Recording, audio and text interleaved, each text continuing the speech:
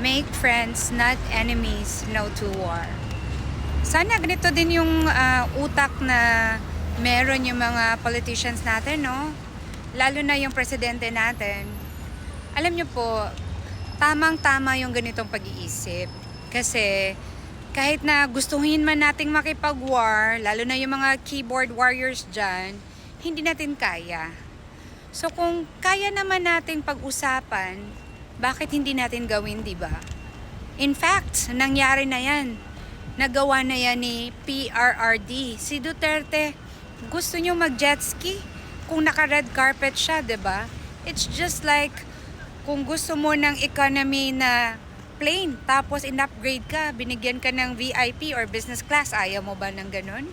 So I think it's really funny when people will say, bakit hindi siya nag-jet ski?